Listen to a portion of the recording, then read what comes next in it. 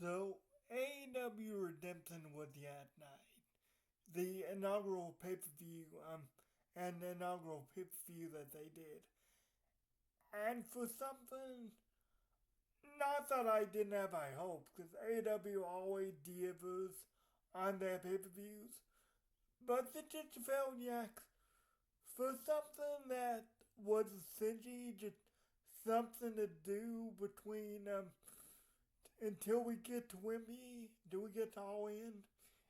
It was a really, really good show.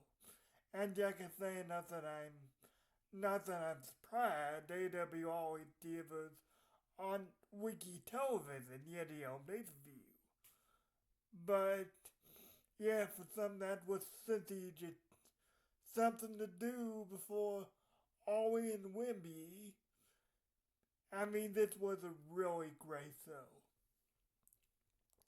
First off, I had to look up all within this match, and I'm gonna try to remember all of them off the top of my head. Um, first up, now I didn't want the pre-show. Because I didn't want the pre-show. I just want the main show. So first up, we get a the AEW National Championship Yado match. We have Jack Perry, Speedball McBay, Elkion, Mark, or not, Mark Briscoe, Mark Davis. We have, we have Elkion, we have Commando in there. Yeah, I can't remember all of them, I'm sorry. But this was a really, this was a really crazy match. It was just fun, but it was a really crazy match as you expect when you put these six men and involve Yada. We had we had Ultimo Weapons being they hit his Ultimo Weapon finishes on Yada. I mean on Yada. The his opponent was on the Yada. He went to the top rope and he hit it. So that was great. We had three or four people, three or four separate people went through tables on dives off the top rope, so they would just put through tables. So that was really really great. That was really a great visual to see. And in the end, which we'll talk more about what this is gonna be later, but in the end, Speedball McBay, Quebec's own boy, he's a hometown native. Speedball McBay. Oh, I don't I don't remember if I accidentally said this was a national title match. It was a it was a number one contendership match, not a title match. So Speedball McBay is the number one contender for. Oh no, wait. It's the international title, not the national title. I'm sorry. So it's the international title. Speedball McBay is the number one contender for the international title. And we know when he's gonna pull that off. But we'll have to wait to see who his opponent is.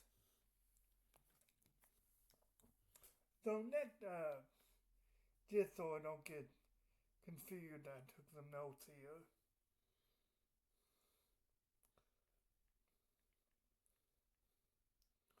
Graceful audio yet, I'm sorry. So next up, we get we have Nick Wayne also in the match, and they execute a couple moonsaults. Nick Wayne, Jack Perry, one after the other. Cook grew through a table onto a yada. I can't remember. No, Cook grew off the yada through a table, so that was really great to see. Net I love this match. I don't know if it was match of the night for me. Thinking back on it, maybe it was. But with AW, it did with me anyway. With AW hip views, I sometimes have a hard time picking a match of the night because I love all of them so much.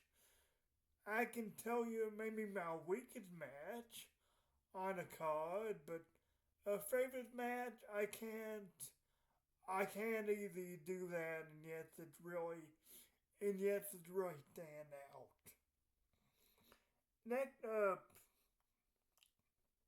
we get an absolutely brutal match, and not in terms of graphic, not in terms of blood or anything, that comes later, but we get an absolutely brutal match. The Bucks versus the Death Riders. The Bucks versus the Death Riders in a racing of Jon Moxley and Will Ospreay. And I'd love to hear Jim Cornette's thoughts on this. I mean, I don't put much stock into his thoughts, aside from being a wrestling historian. But the narrative with Jim Cornette and other detractors has always been that the Bucks don't have psychology. That the Bucks don't know how to sell, they don't know how to work. First of all, that's crazy, and you don't need to watch this match for me to tell you that. But in this match, Nick Jackson, and this was a work, this was 100% a work, in this match, Nick Jackson gets his bell rung, gets in the days really, off a headbutt to Will Ospreay. So he gets his bell rung. He's not the same throughout the match. And the story is, Will Ospreay can't go as far as Jon Moxley does. We'll have opportunity after opportunity to put Nick Jackson down, so to speak, to win the match, but in the process really hurt Nick Jackson, really take him out, really send a message to Kenny Omega and win me. But he does not do that. Yeah, I can say it was a really brutal contest, really brutal affair between them. Walter has several opportunities to put Nick Jackson down, but he just can't.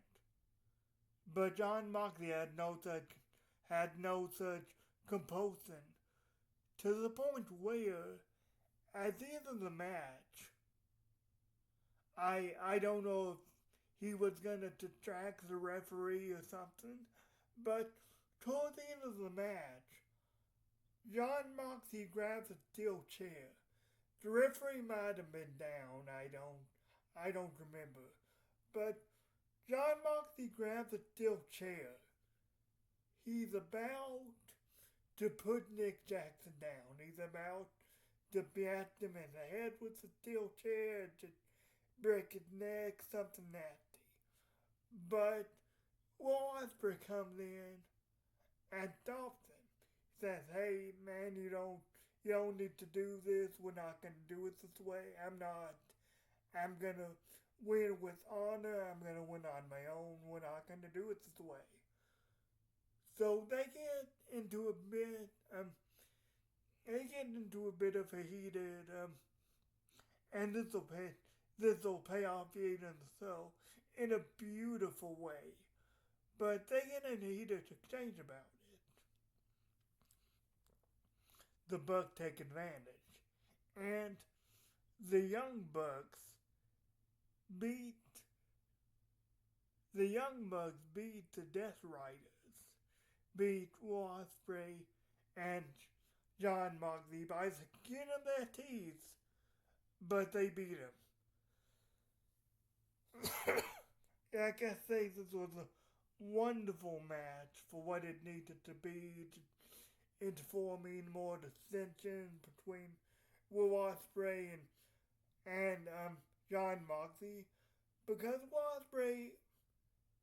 Will Ospreay, he tried, and he earned some things, no doubt, but Will Ospreay never fit in with the Death Riders, and I mean, you remember the story they were telling with Kenny Omega and Will Ospreay before this, that Kenny Omega was kind of try to kind of protect Will Ospreay from the Death Riders and be a father figure, so to speak, even though I'm pretty sure they killed the same age. But he was gonna try to protect Will Ospreay, so to speak, from them. And this was even better than I could hope for what happened in this match. So the Bucks win, and there's the art of dissension that's gonna pay off even so between Will Ospreay and John Moxley. Next up, I'm just gonna keep this open so I don't have to keep opening it. Next up, oh, I have the ideas that I wrote. The Bucks won. They won due to Ospreay's humanity.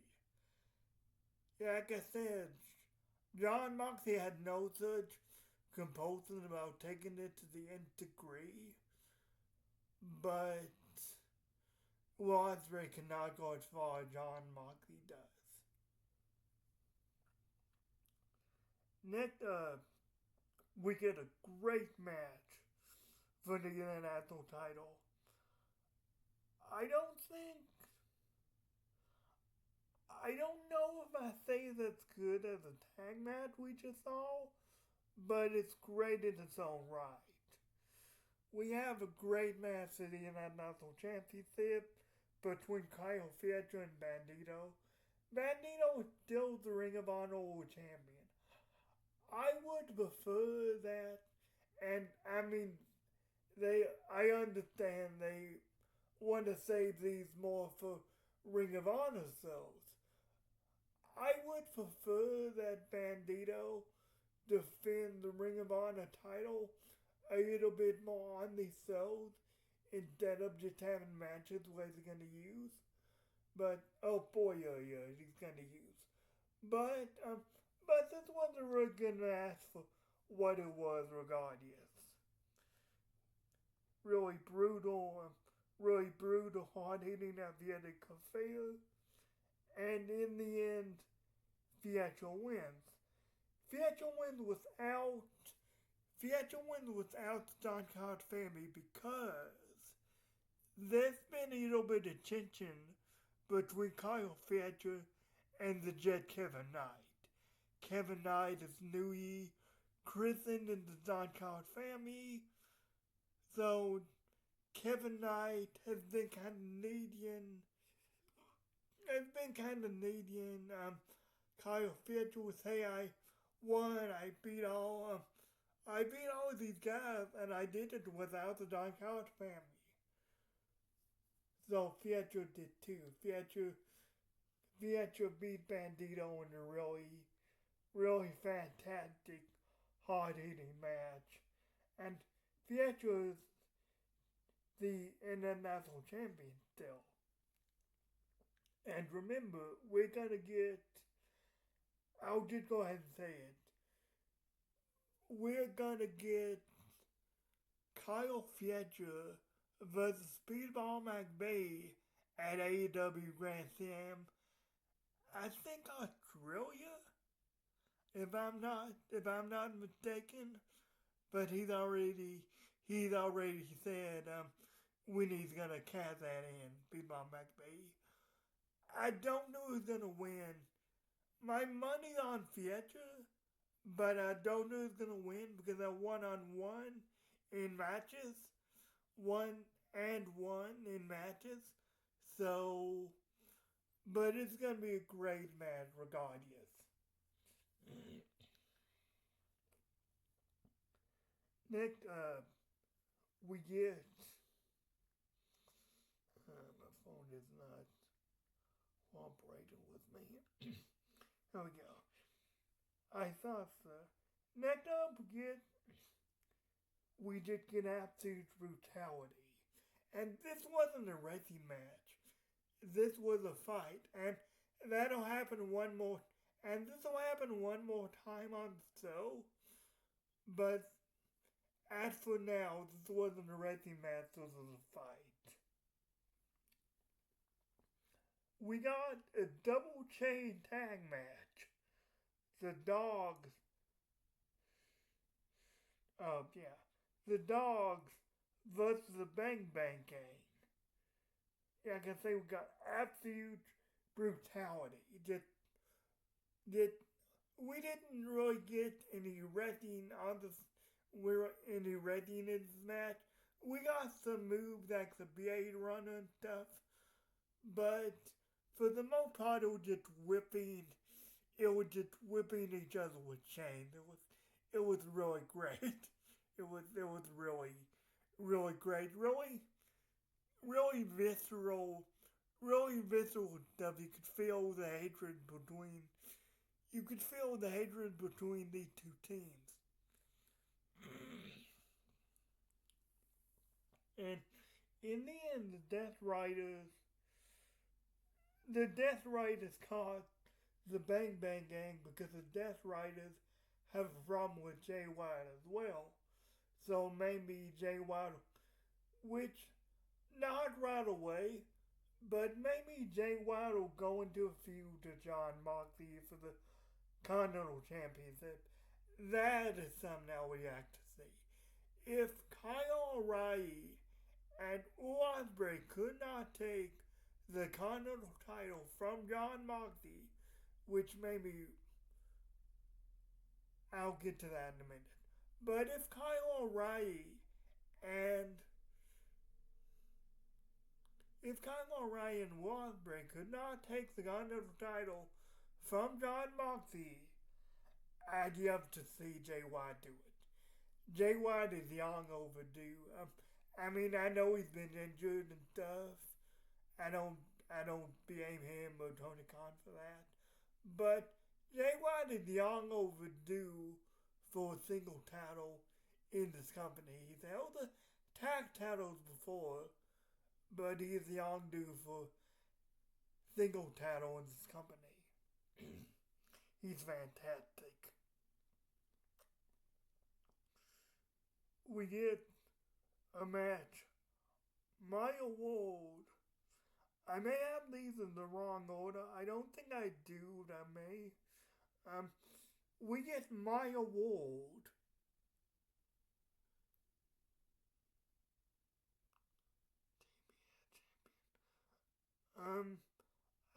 I can't remember who she faces, I'm sorry. But we get Maya Ward. The it. Oh, she faced the Carceta for the TBS Championship. This was a great match too. They've been telling the story of Hikaru Shida sort of going to the dark side and bullying tactics and everything. And it was a bullying tactic that caught her because this was a great match. I'm not gonna go through it beat for beat, but after a really hard hitting physical match, Hikaru Shida gets my old down, And the car theater just goes from knee after knee after knee to this gorgeous boy in her. And the Congress theater gets in the face of the referee after Milo gets out of the missing attempt. He gets in the face of the referee. Milo scoops her up and just puts her down with the Northern Lights, with the Northern Lights jam. But she bridges with it. She bridges really deep.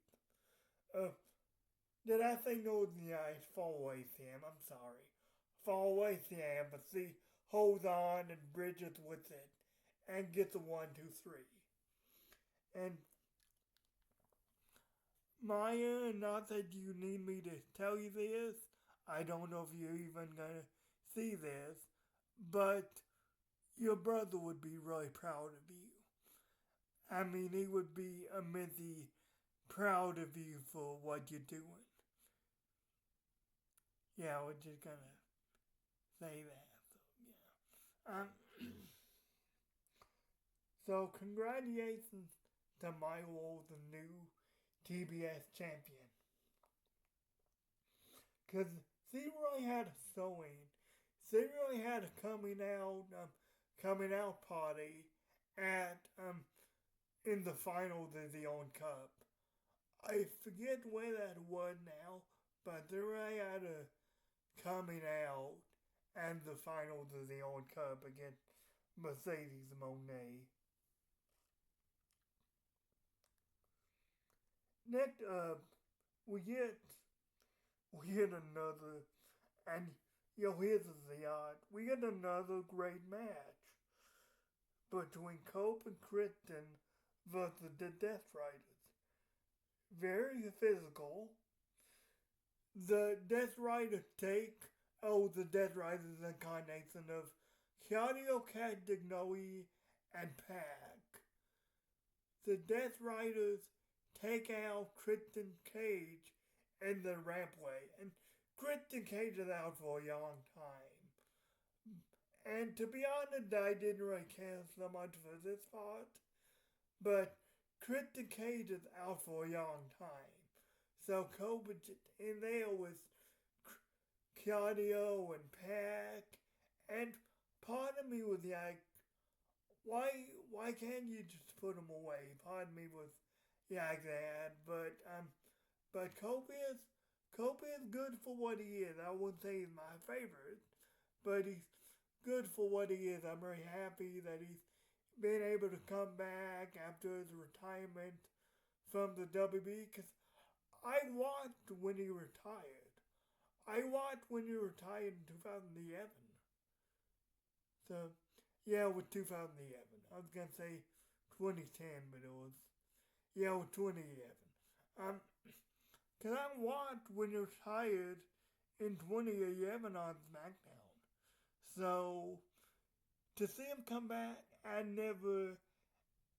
his matches may not be my favorites, but I'll never begrudge him for wrestling in AEW. We get Kristen eventually comes back. Kristen counters some Claudio Castagnoli's Pac's offense to the point where it looks like Kristen is gonna win the match by himself. But no. In the end, Copian and Kristen had a double fierce Claudio and Pac, and they retained the tag team titles. And you remember what happened in the tag match? The Bucks beat the Death Riders. Well, after the Bucks beat the Death Riders, they said they were going after the tag team titles after this business with the Death Riders is over. Though the Bucks come out, and almost immediately we get a graphic fall in. it's gonna be the Bucks versus Kofi and the Christian Cage for the for the AW tag titles. This would be. I have a feeling that Jimmy Ason is gonna be added to this. Maybe TLC, OC, but but yeah, I have a feeling that Jimmy Ason is gonna be added. Maybe FTR will be in the match. Maybe the New Day will be in the match. I don't know. According to some reports, New Day are headed to New Day and the Motor City Machine Guns are headed to AEW. So could be one to two, could be neither to two. I don't know. But all I know is the tag team scene is really gonna shake up in AEW. So the champions are Shane. Next up we get another fight after the double chain tag match. A bloody brutal war between the Painmaker Chris Jericho and the Psycho Killer Tommaso Ciampa. They told a great story with this. Mirrors broken, barbed wire drills, tack tables, barbed wire tables, and in the end,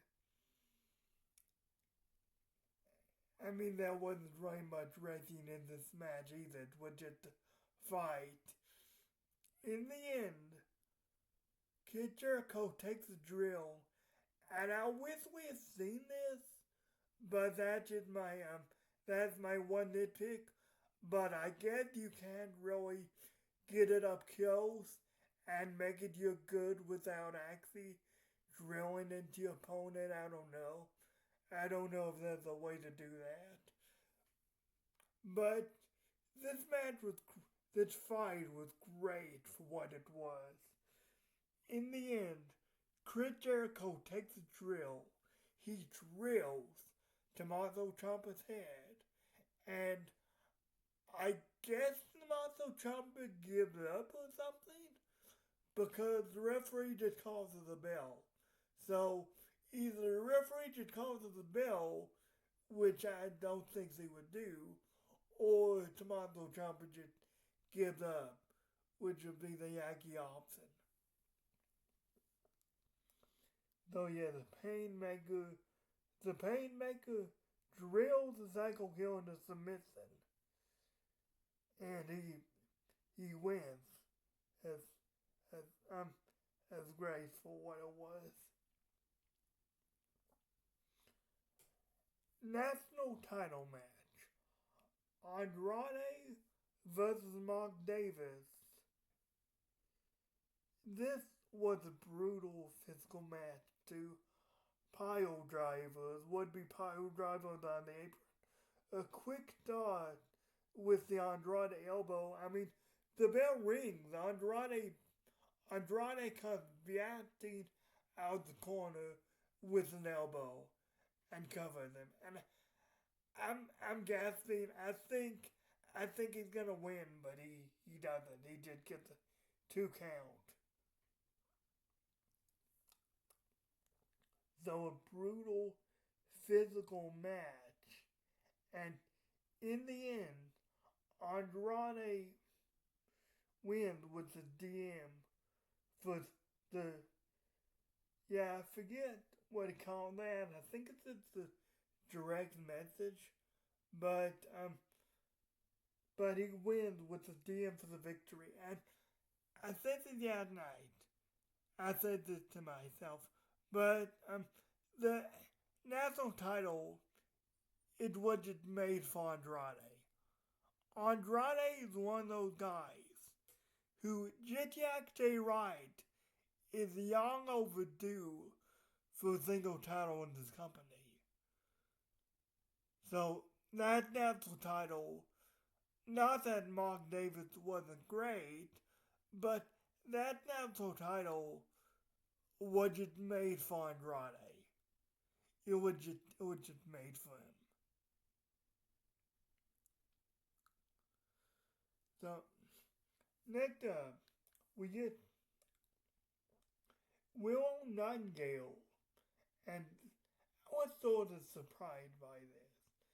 We get Willow Nightingale versus Tekia for the AEW Women's title, and some brutal stuff here. Probably not the way you think, but some brutal stuff here. Willow has, I'm, I'm, I'm pretty sure it is already up by now. This, because I'm pretty sure this was just to work what they were doing. But Willow Nightingale has been out with an busted ear. With so she still got stitches. Yeah, I can say I'm kind of sure that was. I'm 50% sure that was just to work, cause you can't really get back and rest in the ring if you have a busted ear like that. But for the match anyway, we'll not get a stitches in her ear. And when um when Trump saw it, when Trump saw it, and it's great to see the casing, the stitching around his ear. That's what we'll have basically. So we'll have that stitching to protect it. Tekia kind of rips. Didn't take it as far as I thought she would, but she kind of rips at that ear. She kind of messes with it. Just, and you really think they've got to rip it off, but she doesn't. That's why I say she doesn't take it as far as I thought she would. I thought, honestly, maybe they could have done more with that. I don't know. There's only so much you can do without ripping the thing off. But it was a good hard hitting match for what it was, and this surprised me. Mercedes Moné is going to win me, so maybe it's been obvious. But Will Nightingale hits the power bomb on Tekia, the second power bomb of the match, because the first power bomb Tekia rolled out of the way, and Joey Hart gets her foot on the rope. So Will Nightingale hits the second power bomb on Tekia for the 1-2-3. Will Nightingale is the new AEW champion. Now, I had Mercedes Moné to win the title at Wembley, but I don't know which Wembley's still a while away, but Willow just won the title. I don't know if they're gonna take the title off of Willow and just give it to Moné. Yeah, because they had Mercedes Moné. When I thought it was gonna be Tekia vs Moné, I had Mercedes Moné to win. But now I don't. I don't know. Why that's significant is why that's significant to match between Willow and Moné is Willow accidentally injured in New Japan in a title match. No, yes, the accidentally injured her. The accidentally took her out. So this would kind of be like Mercedes Moné's redemption, kind of, but also Moné's a heel. So I don't know what's happened. But it's going to be a great match, regardless. It was a real good match.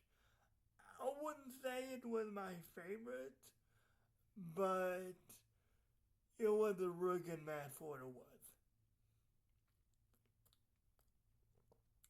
Next up is main event time. Kenny Omega is back way beyond at the very top of the wrestling world with the AEW title. He is back way beyond. He's doing it. he knows it's probably going to be the title run. So he's going to do it his way. We get Kenny Omega as the champion versus the TNT champion, Kevin Knight.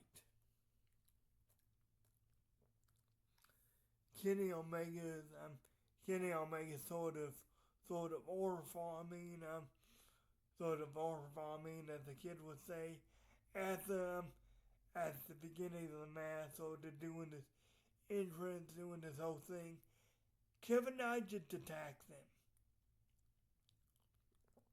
And this wasn't really, because, I mean, not that Kevin Knight didn't hold up his end, but Kenny Omega gave him a yacht here. Kenny Omega could have just destroyed this kid, and for a few moments, he did. We'll get to that. But the Jet, Kevin Knight, attacked Kenny Omega for the bell. Kenny Omega come back at him with some punches, with some strikes. And so they get down on the floor, they take down the ramming each other's head into the announce table, into the announce cover.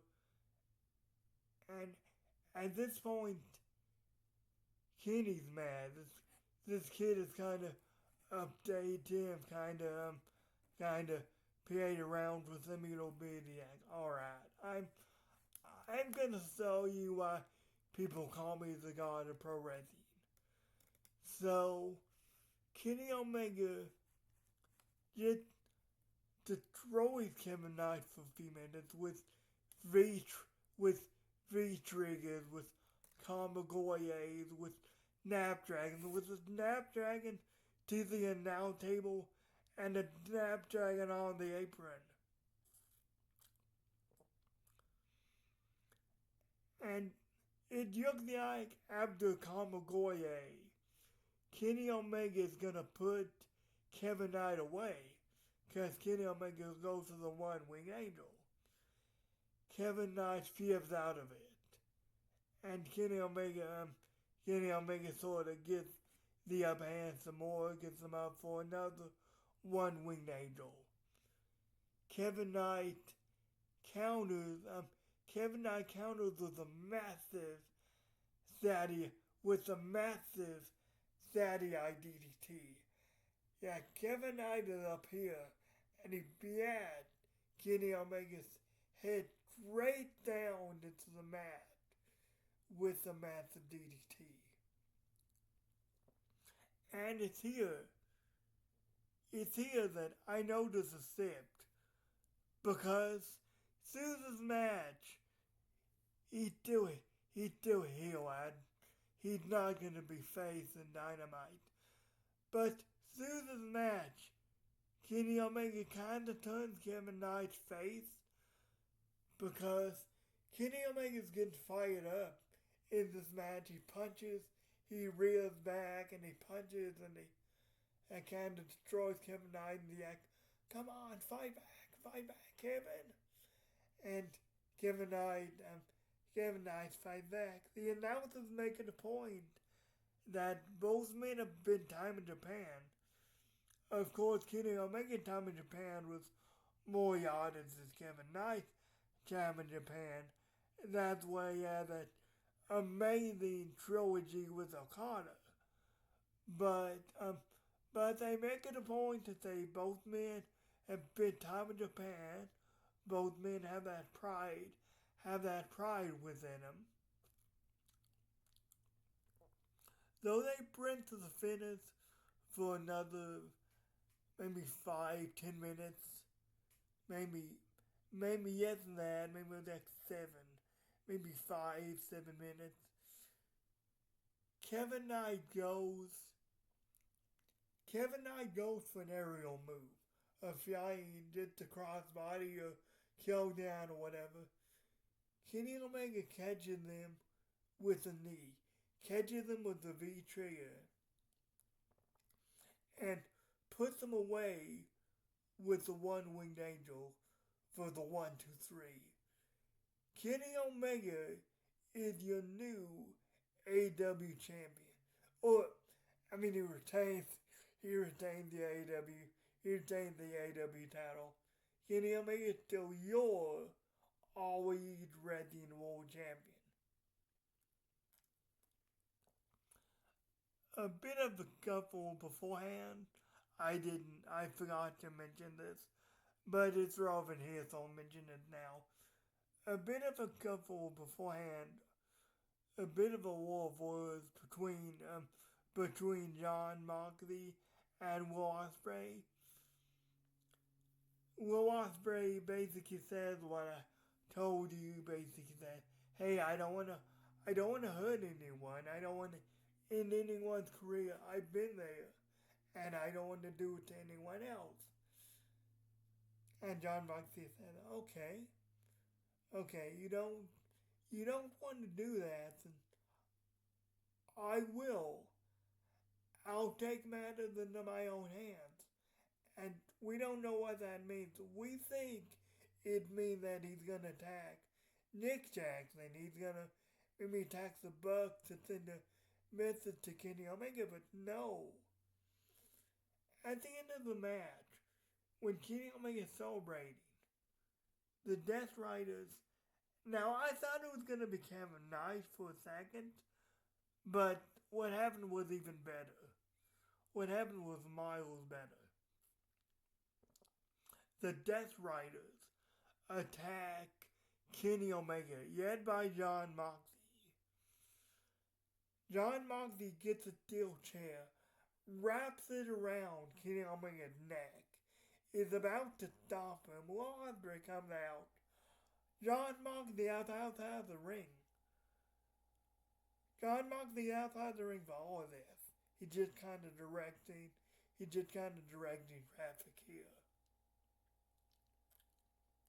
Will Ospreay comes out, puts a stop to Claudio, puts a stop to Pac, puts a stop to Wheeler Yuta. Wheeler Yuta gets in his face, and Wheeler Yuta just tugs him, or you like, no, you don't. Because the announcer makes a point too that Will Ospreay just doesn't want to see this. So, as Wheeler Yuta has Will Ospreay often embraced, Wheeler Yuta gives a nod, gives a thumbs up to Claudio Castagnoli, and Claudio Castagnoli is about to stomp Kenny Omega's head in the steel chair, break Kenny Omega's neck. But Will Ospreay knows what's up. Will Ospreay turns around and beat Claudio Castagnoli in the face with the, I think NBA, it may have been a forearm, but it may have been an NBA also. So, bottom line, Will Ospreay just beat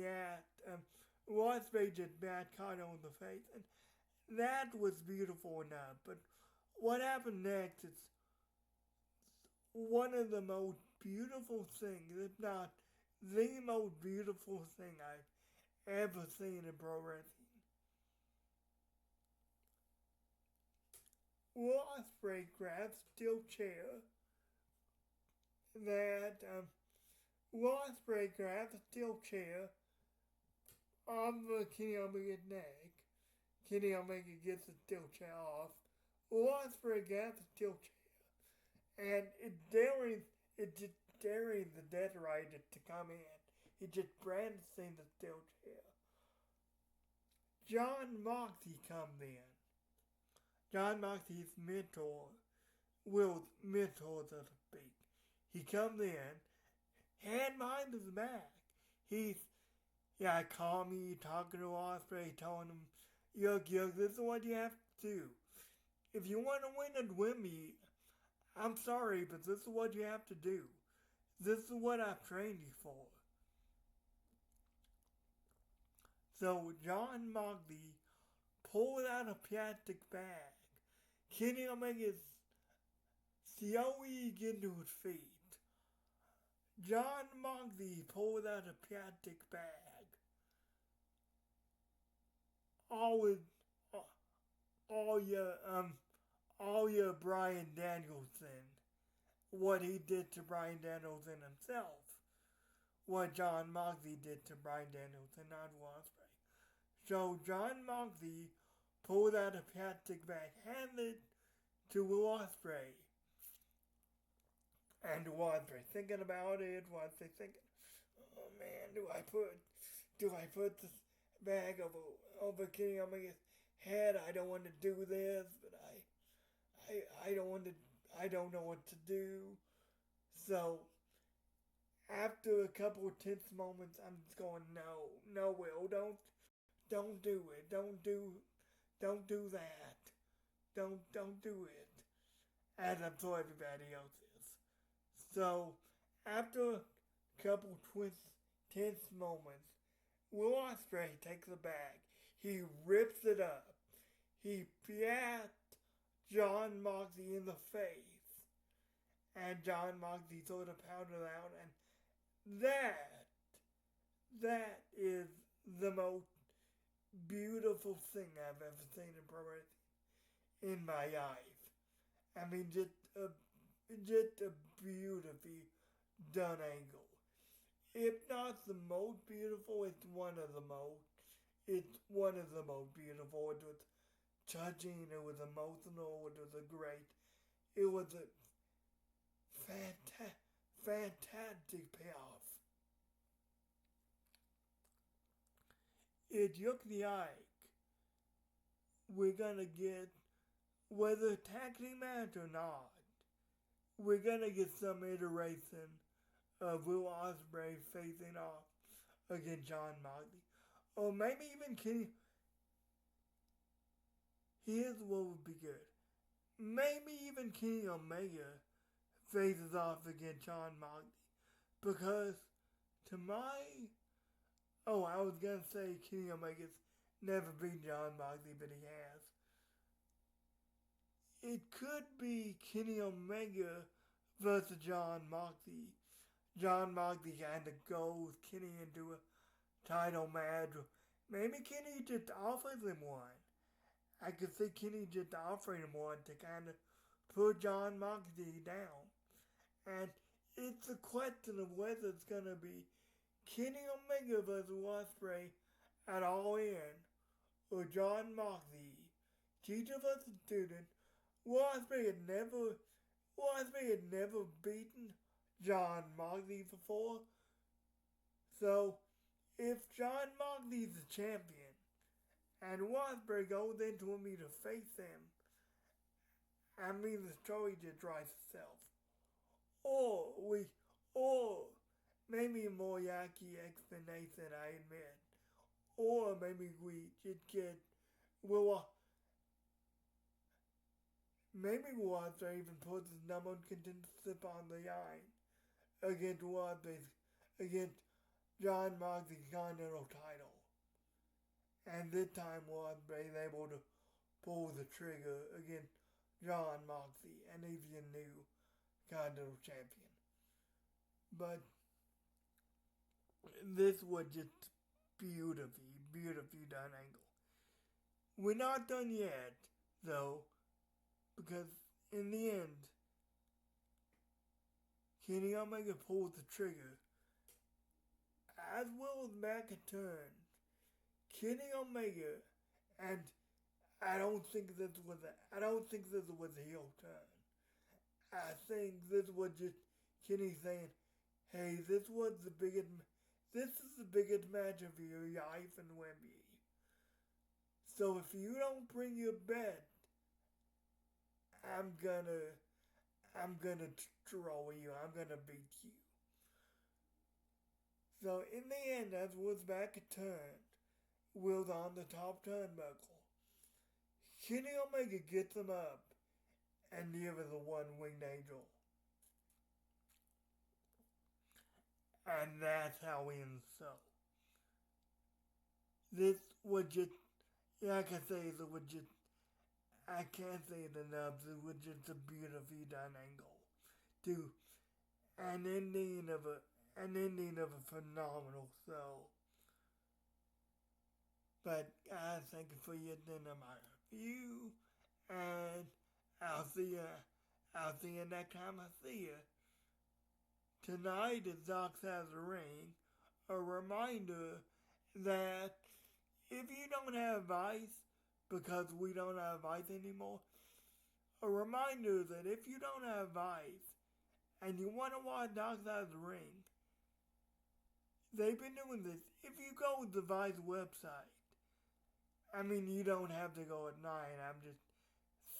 I'm just saying that because this is when Dark Side of the Ring taught. If you go to the Vice ad website at 9, you can catch the most recent episode and you can watch it with everybody else. So that's just great. But the ending of a phenomenal pay-per-view, and we marked toward Wimby.